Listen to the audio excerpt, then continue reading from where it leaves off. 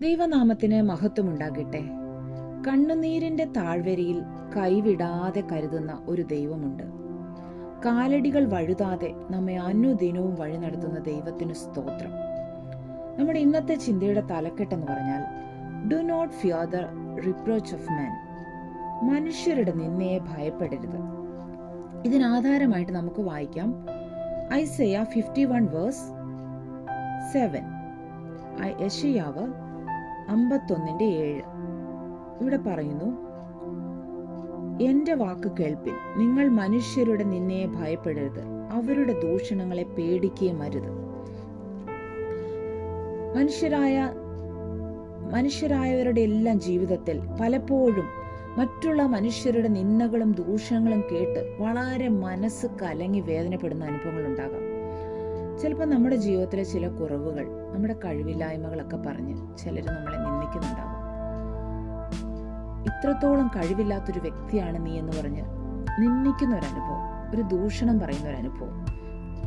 ഇല്ലെങ്കിൽ നമ്മുടെ ജീവിതത്തിൽ ഒരു കുഞ്ഞില്ലാത്തതിൻ്റെ പേരിലോ, നമ്മുടെ ജീവിതത്തിൽ ഒരു ജോലി ഇല്ലാത്തതിൻ്റെ പേരിലോ, കഴിവില്ലാത്തതിൻ്റെ പേരിലോ, അങ്ങനെ നമ്മുടെ കുറവുകളെ നിരത്തി വെച്ച് നമ്മെ നിന്ദിക്കുന്ന മനുഷ്യർ ഒത്തിരി പേര് കാണും. ഈ മനുഷ്യരുടെ നിന്ന കാരണം തല കുനിച്ച് മനം കലങ്ങി ദൈവസന്നിധിയിലോട്ട് കരയുന്ന പല വ്യക്തികൾ ഈ വചനം കേൾക്കുന്നുണ്ടെന്ന് ദൈവാത്മാവ് പറയുന്നു.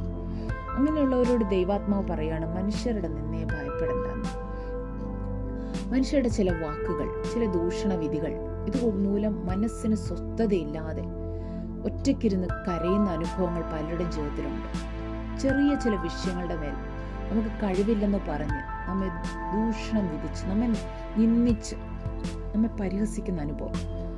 ഈ പരിഹാസവും നിന്നെ നമ്മുടെ കാതുകളിലെത്തി, നമ്മുടെ ഹൃദയത്തിലോട്ട് എത്തിക്കഴിയുമ്പോൾ നമ്മൾ വിചാരിക്കുകയാണ്, ഇനി എനിക്കൊന്നും പറ്റത്തില്ല, ഞാനൊരു കഴിവില്ലാത്ത വ്യക്തിയാണല്ലോ, ഞാൻ എൻ്റെ ജീവിതത്തിൽ ഇത്രയും ഒരു കൊള്ളില്ലാത്തൊരു വ്യക്തിയാണോ, ഞാൻ ജീവിച്ചിരുന്നിട്ട് എന്താ കാര്യം, മറ്റുള്ളവരുടെ നിന്ന കണ്ടില്ലേ എൻ്റെ ജീവിതത്തിൽ, ഇനി ഞാൻ ജീവിച്ചിരുന്നിട്ട് എന്താ കാര്യം, ഇതുപോലുള്ള നിന്ന ഞാൻ അനുഭവിക്കണോ എന്നൊക്കെ പറഞ്ഞ് മനസ്സ് കലങ്ങിയും വിഷമിച്ചിരിക്കുമ്പോൾ ദൈവത്തിൻ്റെ ആത്മാവ് വളരെ ഹൃദ്യമായിട്ട് വളരെ അടുത്ത് വന്ന് നമ്മളെ തോളത്ത് തട്ടി മകനെ മകളെ എന്ന് വിളിച്ചിട്ട് പറയുവാണ്, മനുഷ്യരുടെ നിന്നയെ ഭയപ്പെടരുത്, അവരുടെ ദൂഷണങ്ങളെ പേടിക്കുകയും അരുത്. ദൈവത്തിൻ്റെ ആത്മാവ് നമ്മളോട് വളരെ വ്യക്തമായിട്ട് പറയാണ്, മനുഷ്യരുടെ നിന്ദകളെ ഭയപ്പെടരുത്. വീണ്ടും വചനത്തിൽ പറയുന്നുണ്ട്, ഞാൻ തന്നെ നിങ്ങളെ ആശ്വസിപ്പിക്കുന്നവൻ. കർത്താവ് നമ്മളെ ആശ്വസിപ്പിക്കുകയാണ്. അതുകൊണ്ട് മനുഷ്യരുടെ നിന്നയെ ഭയപ്പെടരുത്. മരിച്ചു പോകുന്ന മനുഷ്യനെയും മർത്യനെയും പുല്ലുപോലെ ആയിത്തീരുന്ന മനുഷ്യനെയും ഭയപ്പെടുവാൻ നീ ആർ? വചനം പറയുക, നീ മരിച്ചു പോകുന്ന മനുഷ്യൻ, ഇത്ര ആയുസ്സുള്ള മനുഷ്യന്റെ ഒരു വാക്ക് കേട്ടിട്ട് നീ ഭയപ്പെട്ട് ഇങ്ങനെ ഗുഹയ്ക്കുള്ളിൽ കയറിയിരിക്കേണ്ട അനുഭവമില്ല. ഞാൻ നിങ്ങളെ ആശ്വസിപ്പിക്കുന്ന കർത്താവ് പറയുക, നീ ആ ഗുഹയ്ക്കുള്ളിൽ കയറിയിരിക്കുന്ന അനുഭവം ഉണ്ടെങ്കിൽ തീർച്ചയായിട്ടും അതിൻ്റെ ഉള്ളിൽ നിന്ന് പുറത്തു വരാനാണ് ദൈവത്തിൻ്റെ ആത്മാവ് പറയുന്നത്. ചില നിന്ദകൾ കേട്ട് സ്വയം ഒരു ഗുഹയുണ്ടാക്കി അതിൻ്റെ ഉള്ളിൽ ഇനി എന്നെ കൊണ്ട് പറ്റത്തില്ല ദൈവമേ എന്ന് പറഞ്ഞിരിക്കുന്ന അനുഭവമാണെങ്കിൽ ദൈവാത്മാവ് പറയുവാണ്, പുറത്തു വരിക, ആ ഗുഹയിൽ നിന്ന് പുറത്തു വരിക. തീർച്ചയായിട്ടും ദൈവം ഏത് വിഷയത്തിലാണോ മനുഷ്യൻ നിന്നെ നിന്ദിച്ചത്, ഏത് വിഷയത്തിലാണോ പരിഹസിച്ചത്, ആ വിഷയത്തിൽ ദൈവം ഇറങ്ങി പ്രവർത്തിക്കും, ഒരു അത്ഭുതം ചെയ്യും, ഒരു അത്ഭുത വിഷയമാക്കി നിങ്ങളെ മാറ്റും. ഏത് വിഷയത്തിൽ ഭാരപ്പെട്ട് എന്ന് പറഞ്ഞാൽ ഏത് വിഷയത്തിൽ ഈ മനുഷ്യരിങ്ങനെ നിന്ന കൊണ്ടുവന്ന് നമ്മളെ കഴിവില്ല, കുറവുണ്ട് എന്നൊക്കെ പറഞ്ഞ് നമ്മളെ ഏതൊരു വിഷയത്തിലാണോ നിന്ദിച്ചു കൊണ്ടിരിക്കുന്നത്, അതേ വിഷയത്തിൽ ദൈവത്തിൻ്റെ പ്രവൃത്തി ഇറങ്ങും. ദൈവത്തിൻ്റെ പ്രവൃത്തി ഇറങ്ങിയിട്ട് നമ്മെ ആ വിഷയത്തിൽ നിന്ന് എടുത്ത് ഉയർത്തി മറ്റ് മനുഷ്യർ, ആ നിന്ദിച്ച വ്യക്തികളുടെ മുന്നിൽ അവർ തന്നെ അതിശയപ്പെടുന്ന രീതിയിൽ ദൈവം മാറ്റിയെടുക്കും. ഈ വ്യക്തിയെ ഞാൻ ഈ വിഷയത്തിലാണല്ലോ നിന്ദിച്ചത്, ഇപ്പൊ ഈ വ്യക്തി ഈ വിഷയത്തിൽ എത്ര ഉയർന്നിരിക്കുന്നു എന്ന് നിന്ദിച്ചവർ കാണത്തക്കവണ്ണം നമ്മെ മാനിക്കുന്ന ഒരു ദൈവം.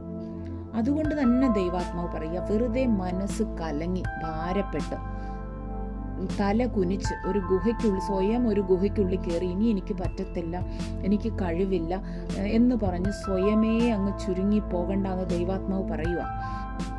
ദൈവത്തിൻ്റെ ആത്മാവിൻ്റെ ശക്തി നമ്മുടെ മേൽ വന്നു കഴിയുമ്പോൾ നമ്മുടെ കുറവുകളെല്ലാം കഴിവുകളായി മാറുവാണ്. നമ്മളെ നിന്ദിക്കുന്ന അനുഭവങ്ങളെല്ലാം ദൈവത്തിൻ്റെ ആത്മാവിൻ്റെ ശക്തി പകർന്നു കഴിയുമ്പോൾ നമ്മൾ അവിടെ എല്ലാം മാനിക്കപ്പെടാൻ പോവുകയാണ്. അതുകൊണ്ട് ഏത് വിഷയത്തിലാണോ മനുഷ്യർ നിന്നെ നിന്ദിച്ചിരിക്കുന്നത്, ഏത് വിഷയത്തിൻ്റെ മുഖത്താണോ വല്ലാതെ ഭാരപ്പെട്ടിരിക്കുന്നത്, ദൈവാത്മാവ് പറയാൻ ഞാൻ നിങ്ങളെ ആശ്വസിപ്പിക്കും.